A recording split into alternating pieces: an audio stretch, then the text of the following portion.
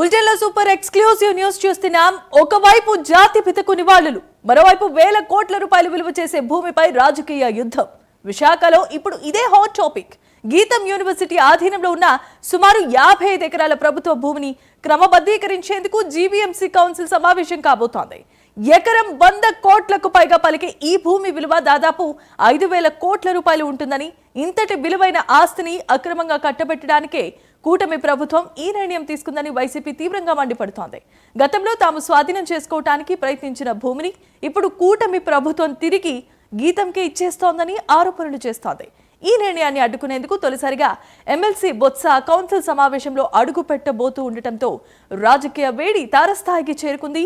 గాంధీ వర్ధంతి రోజున ఇంతటి వివాదాస్పదమైన భూ వ్యవహారంపై నిర్ణయం తీసుకోవటం వెనుక ఉన్న ఆంతర్యం ఏంటంటూ వైసీపీ ప్రశ్నిస్తోంది.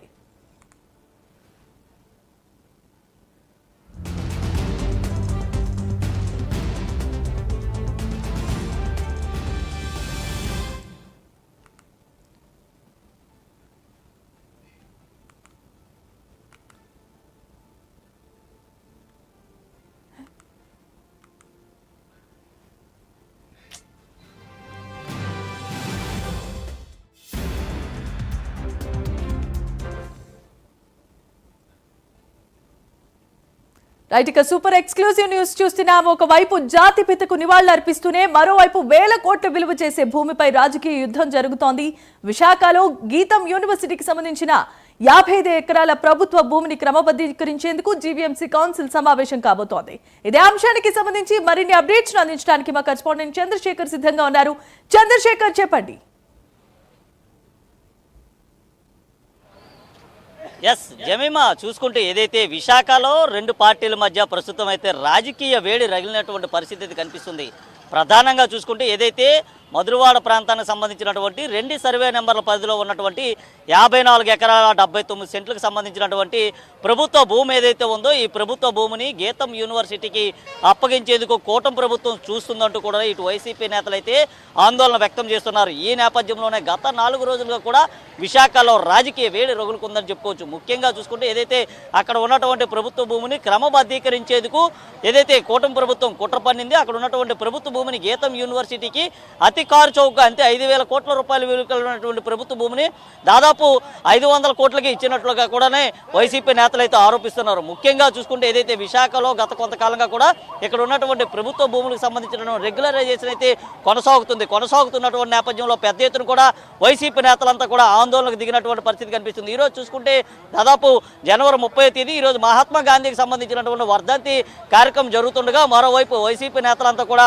నిరసన దీక్షకైతే పూనుకున్నటువంటి పరిస్థితి కనిపిస్తుంది. ముఖ్యంగా చూసుకుంటే ఒకవైపు గాంధీ పార్క్ వద్ద వైసీపీ నేతలు నిరసనకు దిగుతుండగా మరోవైపు ఈరోజు జరిగేటటువంటి జీవీఎం కౌన్సిల్ ఏదైతే ఉందో ఈ కౌన్సిల్ సమావేశాన్ని అడ్డుకునేందుకు కూడా వైసీపీ నేతలు కావచ్చు అటు వామపక్షాలన్నీ కూడా ప్రయత్నం చేస్తున్నటువంటి పరిస్థితి కనిపిస్తుంది. ముఖ్యంగా చూసుకుంటే ఇక్కడ ఉన్నటువంటి ప్రభుత్వ భూమి అత్యంత ఖరీదైనటువంటి ప్రభుత్వ భూమిని గీతం యూనివర్సిటీకి అంత తక్కువ రేటుకి ఎలా ఇస్తున్నారు అంటూ కూడా వీరంతా కూడా మండిపడుతున్నటువంటి పరిస్థితి కనిపిస్తుంది. ఈ నేపథ్యంలోనే గత కొంతకాలంగా కూడా ఏదైతే ఇటు వైసీపీ కావచ్చు అటు టీడీపీకి మధ్య కూడా మాటల యుద్ధం అయితే కొనసాగుతుందని చెప్పుకోవాలి. ఇటు టీడీపీ నేతలు కావచ్చు అటు వైసీపీ నేతలు కావచ్చు ఒకరిపైన ఒకరు మాటల యుద్ధాన్ని చేసుకున్నటువంటి పరిస్థితి కనిపిస్తుంది. ఈ నేపథ్యంలోనే ఈరోజు జరుగుతున్నటువంటి ఏదైతే జీవీఎంసీకి సంబంధించినటువంటి కౌన్సిల్ ఏదైతే ఉందో కౌన్సిల్ సమావేశంలో ఈ భూమిని ఏదైతే గీతం యూనివర్సిటీకి క్రమబద్ధీకరించేందుకు కూటమి ప్రభుత్వం తీర్మానం చేయబోతుందంటూ కూడా వస్తున్నటువంటి ఆరోపణల నేపథ్యంలో పెద్ద ఎత్తున కూడా వైసీపీ నేతలంతా కూడా ఆందోళనకు దిగినటువంటి పరిస్థితి కనిపిస్తుంది. మరికొద్ది సేపట్లోనే అంతే ఉదయం 11 గంటల ప్రాంతంలో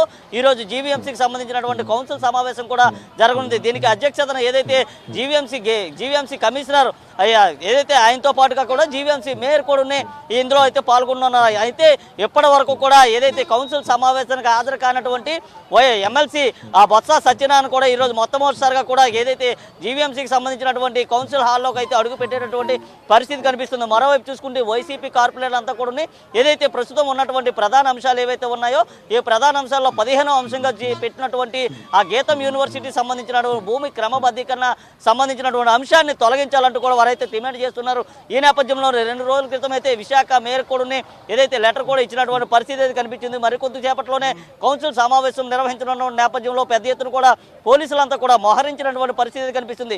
ఏదైతే మొత్తానికి చూసుకుంటే విశాఖలో ఉన్నటువంటి భూములకు సంబంధించినటువంటి క్రమబద్ధీకరణ ప్రక్రియ ఏదైతే ఉందో క్రమబద్ధీకరణ ప్రక్రియకు సంబంధించినటువంటి అంశంలో ఇటు వైసీపీ కానీ ఇటు టీడీపీ మధ్య కూడా పూర్తిగా కూడా ఒక యుద్ధ వాతావరణమే నెలకొందని చెప్పుకోవాలి. ఈ నేపథ్యంలోనే జిల్లా వ్యాప్తంగా ఉన్నటువంటి వైసీపీ నేతలంతా కూడా ఈరోజు గాంధీ పార్క్ వద్ద నిరసనకు దిగుతుండగా, మరోవైపు చూసుకుంటే వైసీపీ కార్పొరేటర్లు కావచ్చు లేదా ఎమ్మెల్సీలు కావచ్చు వీరంతా కూడా జీవీఎంసీ కౌన్సిల్లో జరిగేటటువంటి ఈరోజు సమావేశం ఏదైతే ఉందో కౌన్సిల్ సమావేశాన్ని పూర్తిగా కూడా అడ్డుకుని తీరుతామంటూ కూడా చెప్పినటువంటి పరిస్థితి ఉంది. ఈ నేపథ్యంలో నిన్న కూడా చూసుకోవచ్చు ఏదైతే గీతంకు సంబంధించినటువంటి ప్రాంతం ఏదైతే ఉందో జిమ్సార్ హాస్పిటల్కి ఆనుకుని ఉన్నటువంటి ప్రాంతంలో ఉన్నటువంటి ప్రభుత్వ భూముల దగ్గరికి అయితే వైసీపీ నేతలు ఇది ఎమ్మెల్సీ బొత్స సత్యనారాయణ కావచ్చు, జిల్లా అధ్యక్షుడు కేకే రాజు కావచ్చు లేదా ఇతర నేతలంతా కూడా వెళ్ళినటువంటి పరిస్థితి కనిపిస్తుంది. ఈ నేపథ్యంలో చూసుకుంటే ఈరోజు విశాఖలో ఏదైతే ప్రభుత్వ భూమికి సంబంధించినటువంటి గీతం యూనివర్సిటీకి ఇవ్వనున్నటువంటి ప్రభుత్వ భూమి ఏదైతే ఉందో దీనిపైన పెద్ద ఎత్తున కూడా హాట్ టాపిక్ అయితే నడుస్తుంది. ఈ నేపథ్యంలో ఎప్పుడు ఏం జరుగుతుంది అనేది అయితే విశాఖ వాసులంతా కూడా పూర్తిగా కూడా భయాందోళనలో ఉన్నటువంటి